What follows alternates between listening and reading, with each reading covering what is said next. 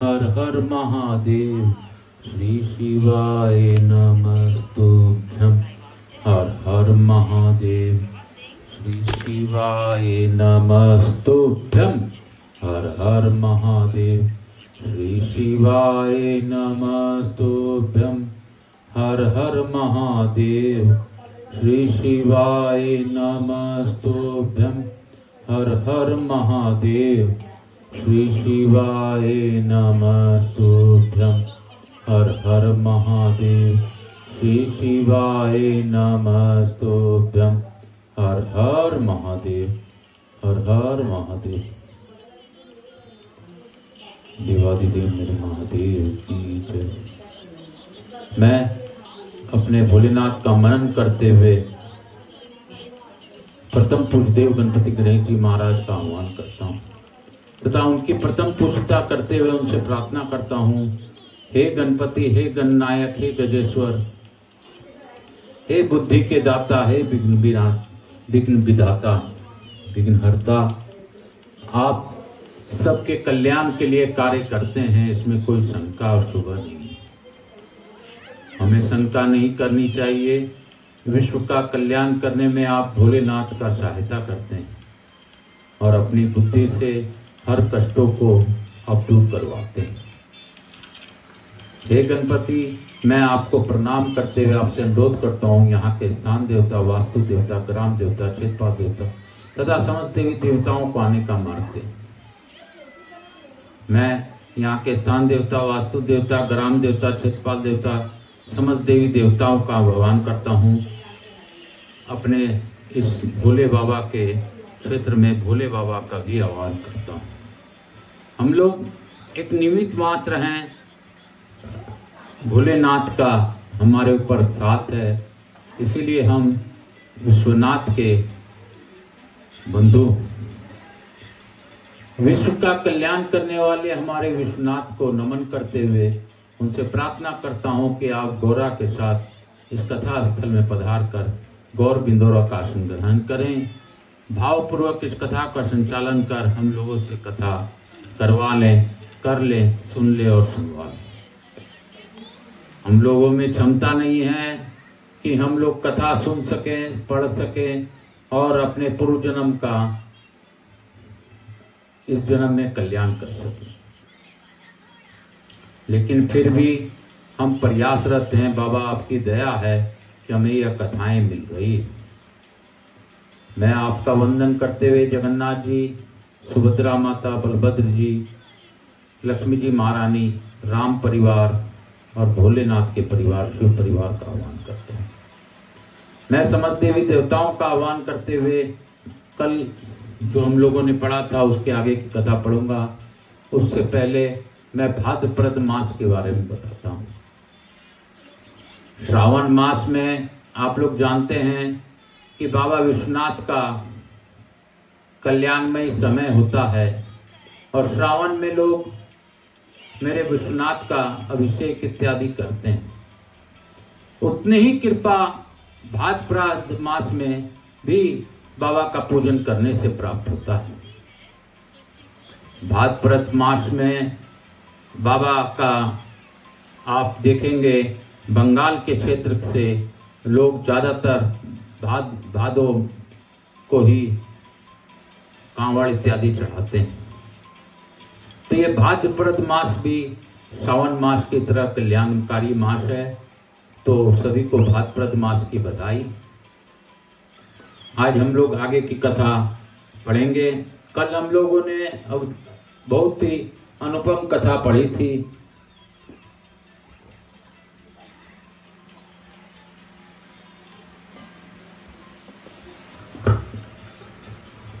हम लोगों ने कल शूलपाणी जी के बारे में जाना था। सूत जी कहते हैं, आज भी भयंकर कली काल प्राप्त होने पर भी जो मनुष्य प्रातः काल उठकर भक्ति पूर्वक मिष्टानंद शिव का दर्शन करता है, वह यदि चाहे तो उस मिष्टान की प्राप्ति होती है, और जो निष्काम भाव से उनका दर्शन करता है वह देवादिदेव शूलपाणी महादेव जी के लोक को प्राप्त होता है। बोलो शंकर भगवान की।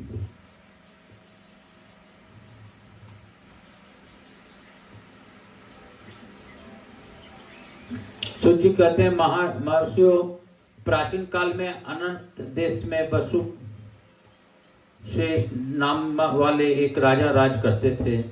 वे दीर्घ काल तक राज का पुत्र पौत्र का सुख देख करके समय आने पर मृत्यु को प्राप्त हुए। तदंतर मंत्रियों ने उनके पुत्र सत्यसेन को राजसेन पद पर अभिषिक्त कर दिया।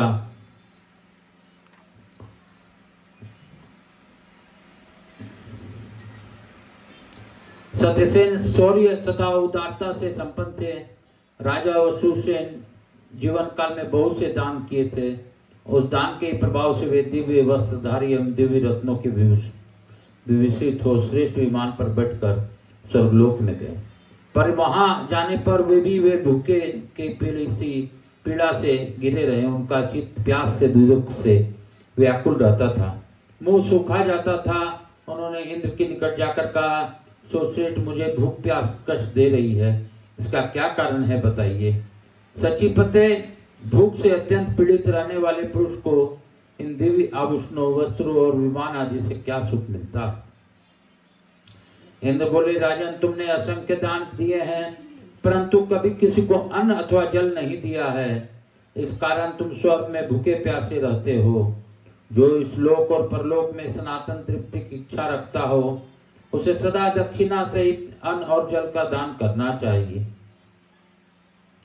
अन्न और जल का दान न करने के कारण ही तुम स्वर्ग में अब दिव्य आभूषणों से विभूषित और श्रेष्ठ विमान पर आरूढ़ होकर भी भूख से पीड़ित रहो। राजा ने कहा, देवराज क्या ऐसा कोई उपाय है जिससे ये सारे तीव्रतम क्षुधा पिपासा शांत हो। इंद्र बोले, उपाय तो है। यदि तुम्हारा कोई पुत्र सदा ब्राह्मणों के लिए अन्न और जल दे तो तुम्हें तृप्ति प्राप्त हो सकती है, परंतु तुम्हारा पुत्र भी तुम्हारे लिए संकल्प करके ब्राह्मणों को अन्न और जल नहीं देता है। इंद्र और वसुसेन यह बात हो ही रही थी कि वहां ब्रह्मलोक से नारद मुनि आ पहुंचे। तब इंद्र ने नारद जी को विधि पूर्वक अर्घ प्रदान करने का आदर के साथ पूछा, विप्रवर आप कहाँ से आए हैं, कहाँ जाने के लिए प्रस्थित हुए हैं। नारद जी ने कहा, मैं ब्रह्मलोक से आया हूँ और तीर्थ यात्रा के लिए भूतल जा रहा हूँ। तब राजा बोले, मुनि श्रेष्ठ मुझे दिन पर कृपा कीजिए।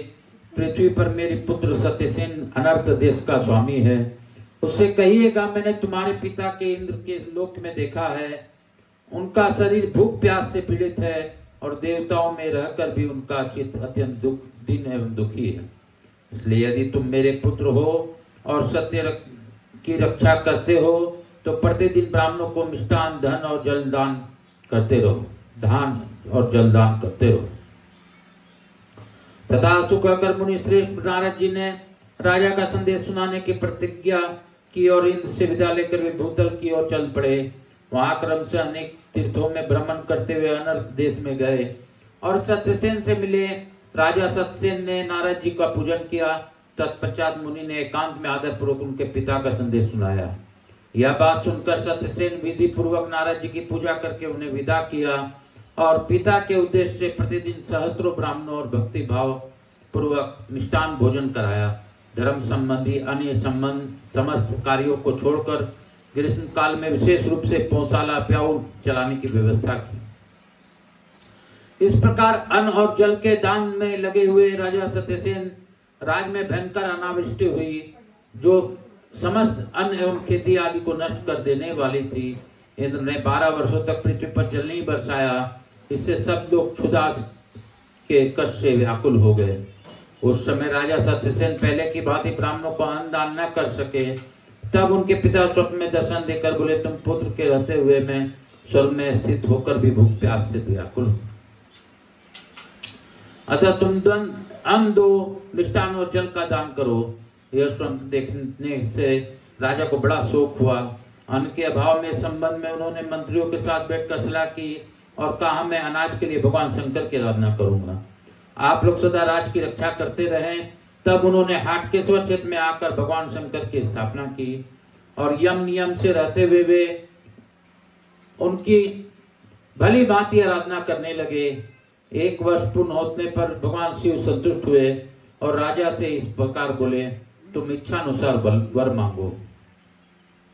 राजा ने कहा, देव देवेश्वर, मैंने उनकी अन्न की प्राप्ति के लिए आपको प्रार्थना की है, अतः आप मुझे शीघ्र ही असंख्य अन्न प्रदान करें। पृथ्वी पर वर्षा हो जिससे अनाज उत्पन्न हो और जल भी प्रचुर मात्रा में मिल सके। स्वर्ग में रहने वाले मेरे परमात्मा पिता को भी आपकी प्रसाद से तृप्ति प्राप्त हो। श्री भगवान बोले, राजेंद्र, समस्त पृथ्वी पर शीघ्र ही वृष्टि होगी और पृथ्वी पर सब प्रकार के अन्न होंगे। इस समय तुम अपने घर जाओ। राजन, तुमने यहाँ जो मेरे लिए लिंग की स्थापना की है, प्रतिष्ठा की है, इसका जो मनुष्य प्रातःकाल उठकर दर्शन करेगा उसे मनोवांछित वस्तु की प्राप्ति होगी। ऐसा कहकर भगवान शिव अंतर्ध्यान हो गए। तत्पश्चात राजा सत्यसेन बड़े हर्ष से अपने निवास स्थान पर आए और पृथ्वी पर अकंटक राज करने लगे। सूत जी कहते हैं, आज भी भयंकर कली काल प्राप्त होने पर भी जो मनुष्य प्रातःकाल उठकर भक्ति पूर्वक मिष्टान शिव का दर्शन करता है, वह यदि चाहे तो उस मिष्टान की प्राप्ति होती है, और जो निष्काम भाव से उसका दर्शन करता है वह देवादिदेव शूलपाणी महादेव जी के लोक को प्राप्त होता है। बोलो शंकर भगवान की जय, बोलो मेरे भोलेनाथ की जय। काल हरा दुख हरा दारी धरा कष्ट हरा, हर हर महादेव शंभो शंभो। बोल बम का नारा है, बाबा एक सहारा है। बोलो बम, बोलो बम, बोलो बम, बोलो बम, बोलो बम, बोल बम, बोल बम। बोल रे कौड़िया बोल बम, बोल रे भैया बोल बम, बोल रे बाबू बोल बम। बोलो बम, बोलो बम, बोलो बम, बोलो बम, बोलो बम। आप सबको वंदन करते हुए मैं अपने भोलेनाथ का धन्यवाद देते हुए हम लोग लघु आरती करेंगे।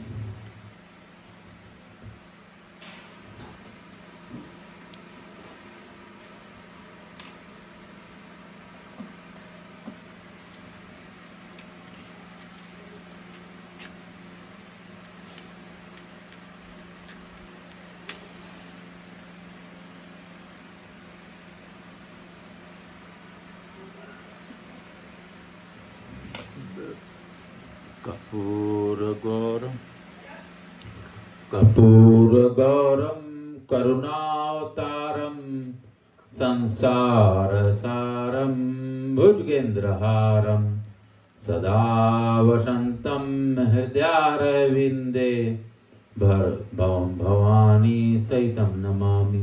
श्री राम जय राम जय जय राम, श्री राम जय राम जय जय राम, श्री राम जय राम जय जय राम, श्री राम जय राम जय जय राम, श्री राम जय राम जय जय राम, श्री राम जय राम जय जय।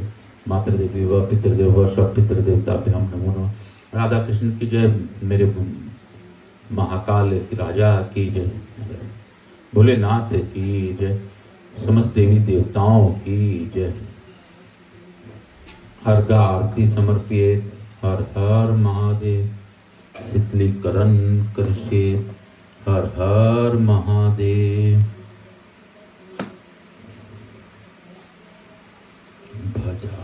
भजा कर तु श्री शिवाय नमस्तुभ्यं, जपा कर तु श्री शिवाय नमस्तुभ्यं। जीवन का है ये सार, श्री शिवाय नमस्तुभ्यं, श्री शिवाय नमस्तु।